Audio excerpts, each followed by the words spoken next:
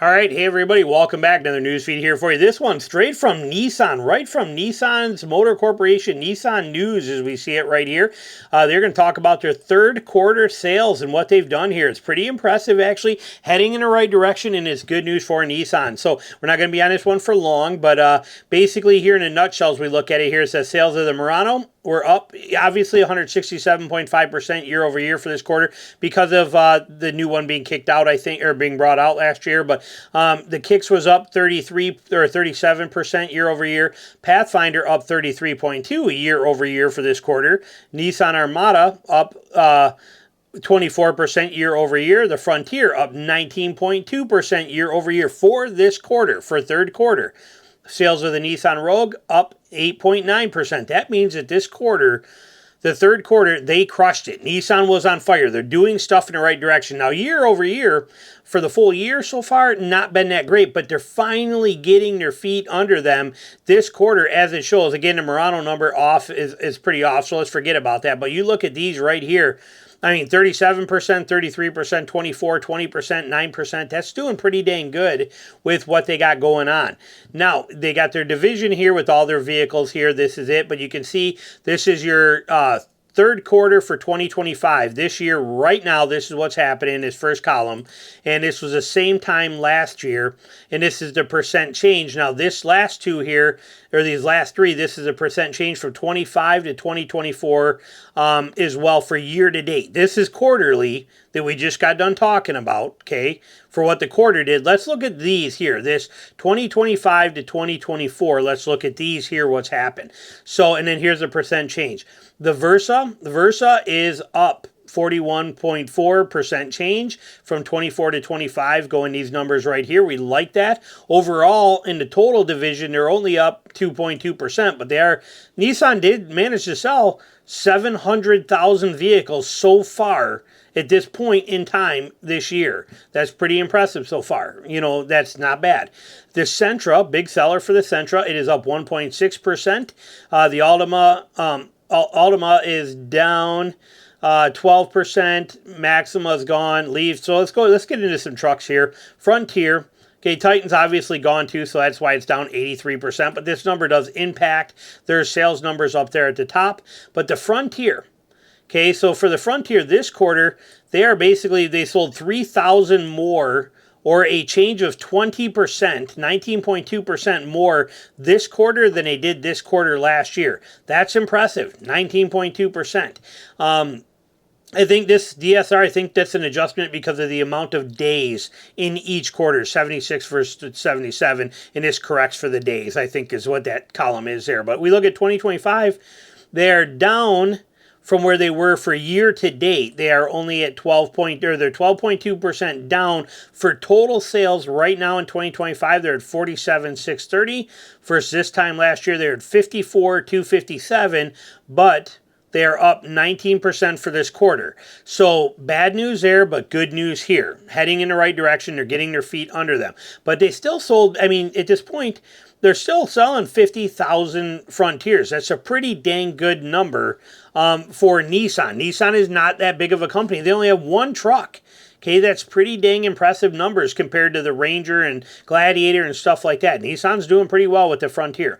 Titan doesn't matter. Pathfinder's up 22% year over year so far, and up 33% for this quarter. Armada's up 1.6. The Rogue is down 14.4, but the Rogue is ready for a refresh. They did 52,000 this quarter versus 48,000 last quarter for a total of, they're at 162,000 right now for year to date, and they were at 190,000 this time last year. Murano's up again. That's that weird one because of the model change. But so, like I said, Infinity's down a little bit as well too. I don't see one Infinity. The QX60 looks like it's got a little bit of a rise in here. 17%, and the 80's up big. The IQ Infinity QX80. But again, we're talking very little numbers. 3,000 units, 2,000 units. So none of that stuff matters. So it's pretty interesting to see that Nissan is bouncing back. Their third quarter is going very well for them and heading in the right direction. We like to see that. Now this one here, 2026 Maverick, this is not about the Maverick. I love the Maverick, and it's got some info in it, but it's more about Ford in general. But 2026 Maverick gets a price cut. We learn why, okay, so don't get excited. Our 2025 model's still a better deal. The Maverick stays affordable in 2026, but dealer markdowns on in 25 could offer buyers even bigger savings. We understand that's like that with all of them. But it says right here, okay, the momentum says Ford makes its pricing more competitive. The base XL EcoBoost with front-wheel drive now starts at $27,145, which is $900 cheaper than 2025. That's a big one, and that's once destination fees are included. But that is a pretty big drop. That's significant. That's $900 off. That's a good deal. Now, if you own a 2025 and you paid those higher prices, you're probably getting pissed at this game that Ford constantly plays with the up and down on the pricing, and it is upsetting. Even higher trims such as a Lariat and Tremor see price reductions bucking the trend of annual increases across the industry. It will be smarter to buy. It may be smarter to buy a discounted 2025 rather than wait for a slightly cheaper 2026. We understand that. We'll cover it here. Let's look into this. It says right here, quick scan of cars.com inventory shows sizable markdowns on 2025 Maverick units. The Lariat, which officially starts at $36,000, can be found as low as $33,243. I'm sure it could be even cheaper, with discounts averaging about $5,000 off. That's pretty good, pretty significant. That's on a $30,000 truck, that's a pretty good deal. The Sporty Maverick Lobo, the higher trim features even steeper cut. Some units priced at $35,945, a reduction of $6,000 to $7,000 from the typical price. I bet that pisses Ford off. They had very high hopes for that Lobo, and they priced it very high out of range, and they're taking some hits here.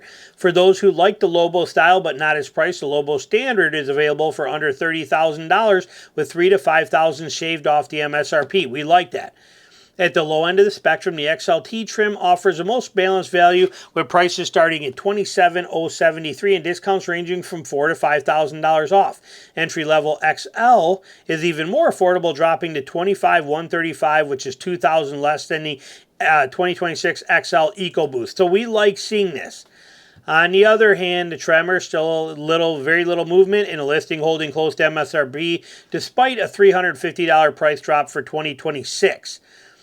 Here we go. Ready? Here's the stuff that you don't know. They don't tell you, but let's talk about some of this stuff. So we seen in here that it was a price drop of $900 on average for the 2026 Maverick. What did we lose for that $900? For Farley and Ford to come out and say, we're $900. We've lowered the price of the Maverick by $900. We want to take care of our customers. What did we learn? Well, let's see. Beyond price tweaks, the Maverick carries over essentially unchanged from last year's refresh. The same engine returns, the same towing capacity, same everything remains the same. However, it says Ford added 2 new paint colors, Orange Fury and Marsh Gray, and restructured some options. The power sliding rear window, one standard on higher trims, is now optional, which helps lower the starting price. Okay, this is called technical cost reduction and package packing. This feature also newly available on the XLT and Lobo models, and a spare tire is now available as a standalone option across more configurations. So you don't even get a spare tire. You want a spare tire? It is now considered optional. So they again, technical cost reductions. They cut this stuff out. This is what Ford does every year. Ford is by far the one company that if you buy it in 2025, you get more trucks than if you buy the same exact thing in 2026. If you bought it in 2024, it was more truck with more features and better quality in 24 than it was in 25. 25 will be better than it was will be in 26. Ford cuts corners so much every single year, and it just stacks up and up and up. And it's just something you got to think about. But there it is for you, Maverick, right there. They realize they raised the prices too much.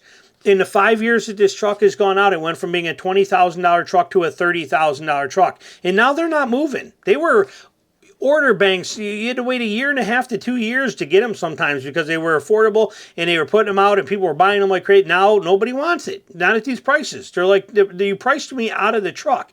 And this is their attempt at giving it back to you. $900 cheaper. However, we're taking some of the options away, including your spare tire. Have a great day. So there it is for you. Questions, comments, put them below. Thanks for watching.